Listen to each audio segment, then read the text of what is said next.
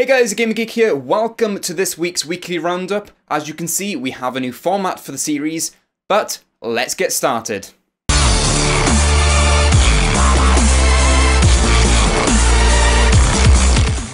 So the first piece of news is about Crysis 3 and how it's coming to PC and all that good details that we've all been waiting for. Now, it is coming to PC on February the 22nd for the EU and February the 19th for the US. And there are some minimum requirements. It will not work on Windows XP computers, so hopefully you haven't got that. Most gaming PCs these days that people use do tend to have Windows 7. Most people I know have Windows 7, so if you haven't, maybe now's the time to upgrade, as it really is a good operating system. And it only will support a minimum of 2 GB of RAM, which most of you will have. 4 GB tends to be the norm now. And a DirectX 11 graphics cards at a minimum of 1 GB of video RAM. So those are the minimum specs. I can't wait to see what the game looks like on PC, because normally it looks absolutely outstanding. One of the best games graphically on PC, especially Crysis 2, Crysis 1. So can't wait to see what it looks like. I'll put a link in the description to all the details about this, and you can go and read more about it yourself. Now on to some news about the Xbox 360 and how Motorola wanted to stop sales of the console in Germany and in the US over some technology that was in the console that apparently Motorola created. Now there's some court rulings been going on lately and trying to come to a decision over whether Motorola actually own this technology or not. But it's come to kind of a bit of a decision for now, whether it doesn't matter the fact that Motorola may own a bit of the technology. They didn't have the right patents and the right protection in place to give them the rule, the right to be able to stop people from selling the console. So they're kind of trying to decide what is a good reasoning, and Microsoft is saying that $1 billion, just to pay off $1 billion, would be reasonable. Motorola saying, well, 2.5 billion, and the courts are meanwhile trying to find something between suit both parties. Now, this has, been going on for a long time. It's taken Motorola a hell of a long time to realize that their piece of technology is in there, so something doesn't seem quite right. But you never know, Microsoft, it wouldn't surprise me if they did steal some technology and put it in, and I've just been lucky all these years that Motorola didn't notice.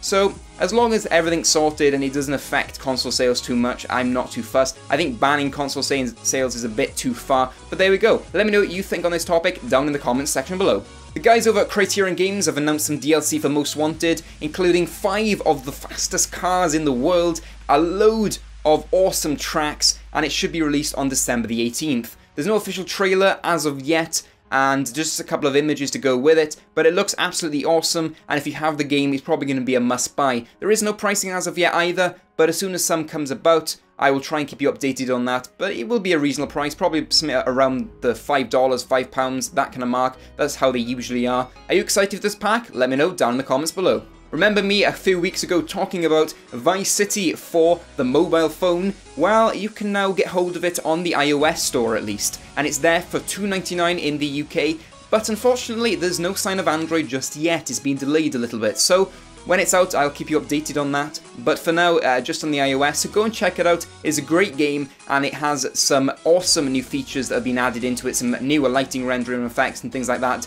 to make it a little more up-to-date and run smoother on the mobile phone. And if you have an iPhone, why not spend £3 on an awesome game?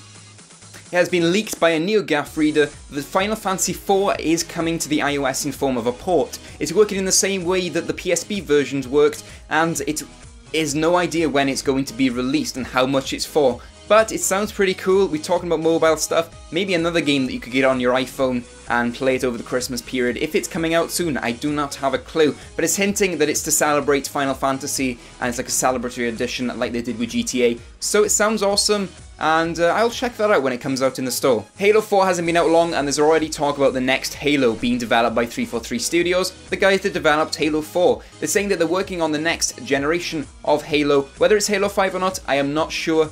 But they said they were working on it around the same time that they started working on Halo 4. They put it on pause to finish off Halo 4 and now continuing to work with it. They said, don't worry though, we will continue to support Halo 4 in the next year and beyond, so don't worry Halo fans, you will still get DLC probably and things like that, and updates and patches and all that good stuff. Whether this Halo is for the next generation console or whether it's Halo 5, nobody knows. But let me know your thoughts down in the comments below.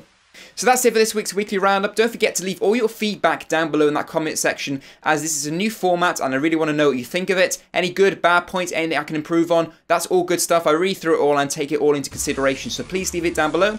Links and description to everything I talked about this week as well. Go and check it out, read more about it. Like the video if you did enjoy, subscribe for more content from me, but as always, drink tea and game on.